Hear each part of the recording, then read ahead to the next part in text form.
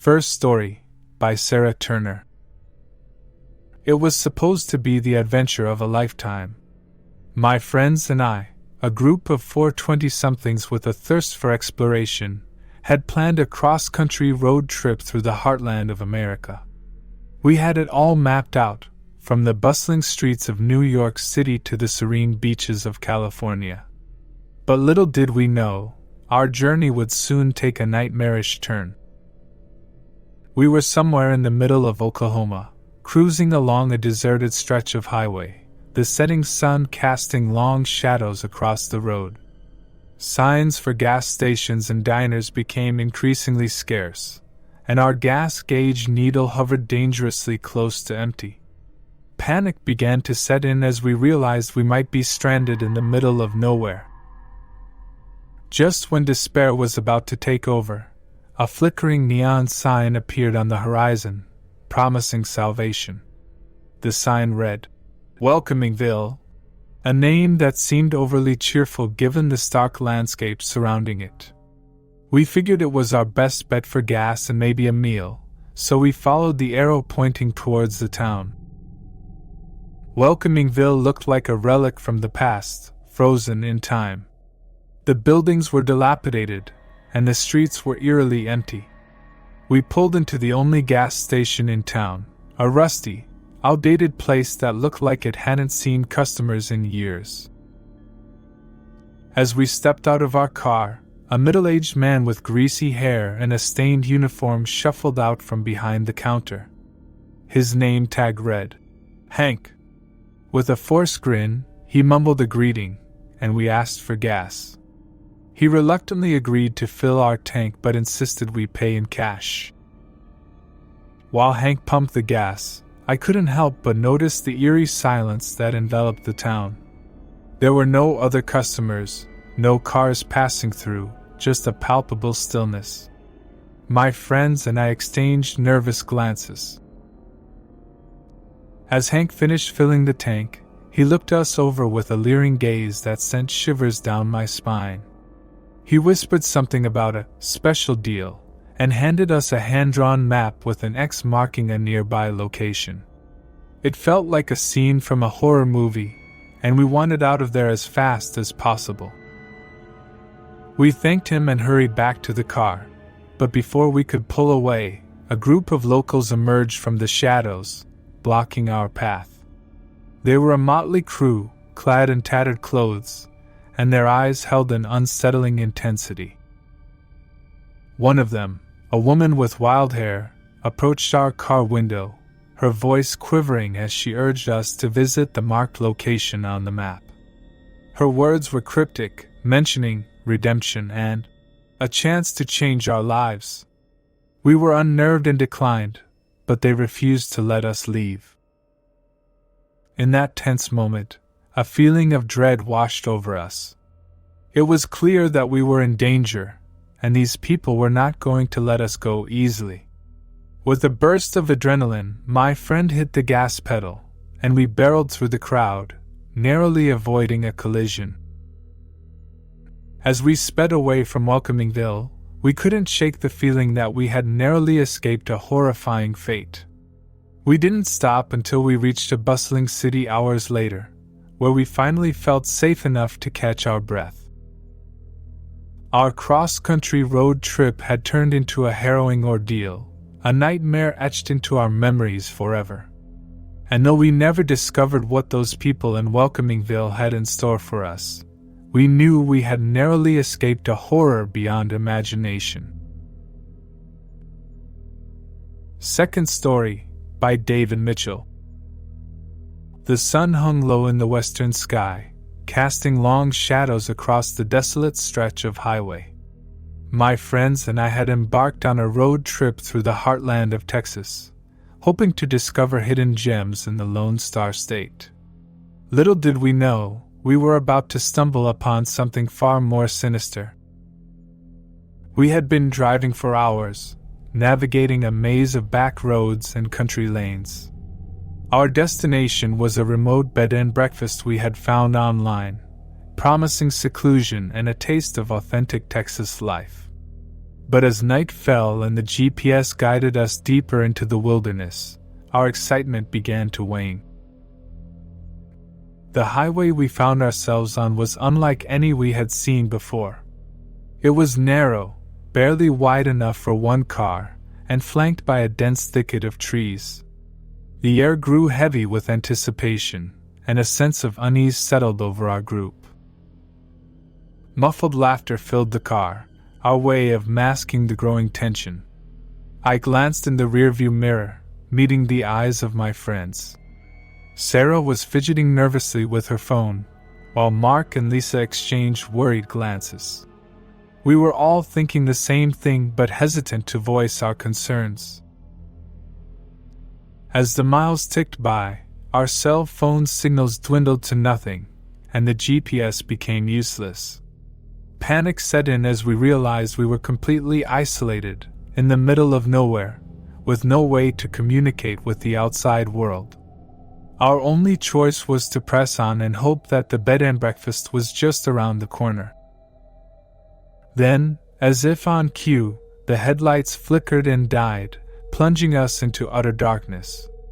The car coasted to a stop, and our hearts raced in the eerie silence. We tried the ignition, but the engine remained stubbornly silent. Mark, the bravest of us, stepped out of the car to check under the hood. The rest of us huddled together, scanning the inky blackness for any signs of danger. The forest seemed to press in on us from all sides, and the rustling of leaves sounded like ominous whispers. Minutes felt like hours as we waited for Mark's assessment. Finally, he returned, a grim expression on his face. The engine had no apparent issues, and the car should have been running perfectly. We were stranded, with no choice but to seek help. With flashlights in hand, we cautiously set off down the darkened highway.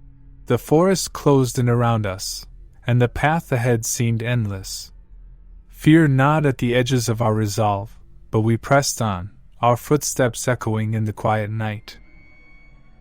Then, from the depths of the woods, came a sound that froze us in our tracks, a haunting, mournful howl that sent shivers down our spines. Panic surged through our group, and we quickened our pace, driven by a primal instinct to escape. As we rounded a bend in the road, we stumbled upon a dilapidated shack, its windows shattered and walls covered in graffiti. It was a stark contrast to the pristine bed and breakfast we had envisioned. Desperation forced us to approach the structure, and we discovered a flickering lantern inside. The room was small and musty, with old newspapers strewn across the floor and a tattered cot against one wall. But what caught our attention was a crude drawing on the wall, a map, just like the one we had been following. It was marked with an X, indicating our current location. Fear welled up as we realized that someone had led us here intentionally. This was no accident. We were being watched, and our every move was being orchestrated.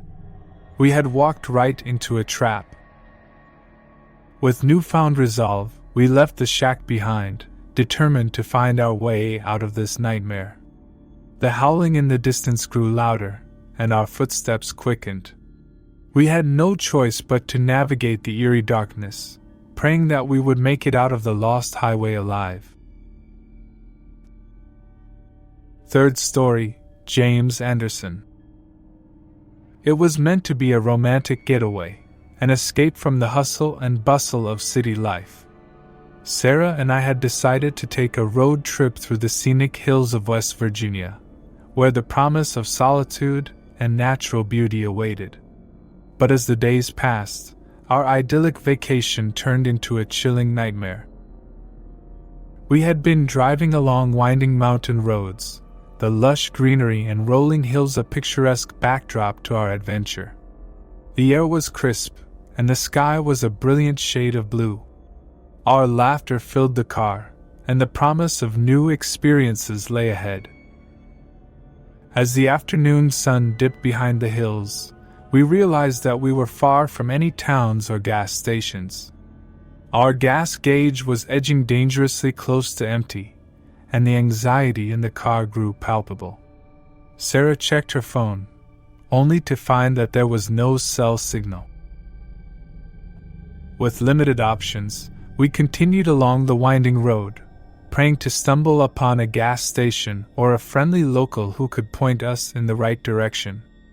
But as the miles rolled on, it became clear that we were completely alone in the wilderness. As night descended, the forest around us transformed into a realm of shadows and mysteries. The moonlight cast eerie silhouettes among the trees, and the air grew heavy with the silence of the woods. Our laughter had turned to nervous chatter, and the sense of isolation was suffocating. Then, in the rearview mirror, I noticed something that sent a chill down my spine: a pair of headlights, far too close for comfort, tailing us with unwavering determination. Panic gripped us as the headlights drew nearer, the car's engine roaring as it closed the gap. I urged Sarah to drive faster, but the pursuing car matched our speed, sticking to us like a relentless shadow. The driver behind us was relentless, and our every attempt to lose them proved futile. It was clear that this was no ordinary encounter. Sarah's knuckles whitened as she gripped the steering wheel, her eyes darting to the rearview mirror. The pursuer's car was unmarked, its dark windows concealing the driver's identity. We couldn't make out any details, but the intent was clear: they meant us harm. Desperation set in as we careened around hairpin turns and sped down the narrow mountain road. The forest closed in on us, and the sense of isolation grew even more suffocating. Our only hope was to reach civilization and find help before our relentless pursuer caught up to us. As the minutes turned into hours, Sarah's determination wavered, and fatigue began to take its toll. Our pursuer showed no signs of relenting, and fear gnawed at the edges of our sanity. We were trapped in a nightmare with no end in sight. Then, just when hope seemed all but lost, we spotted the distant glow of lights, the telltale signs of a small town. Sarah floored the gas pedal, and we raced toward the sanctuary of civilization.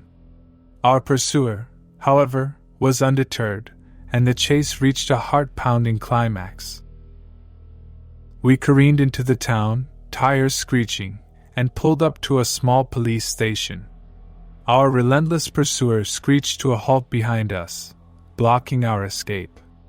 It was a standoff, and the tension in the air was electric. The police emerged from the station, guns drawn, and the pursuer was apprehended. As the authorities led them away in handcuffs, we finally breathed a sigh of relief.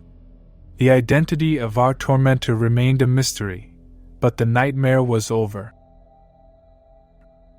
Our romantic road trip had turned into a harrowing ordeal, a test of our love and resilience. The scenic hills of West Virginia had become a haunting landscape, and the memory of our pursuer would forever haunt our dreams. Thank you for sticking with us through the whole video. Also, I recommend you this video you see on screen, one of the scariest on my channel. If you haven't already, don't forget to subscribe and like this video. This helps me bring you more thrilling content every day. If this video sent shivers down your spine, let me know in the comments.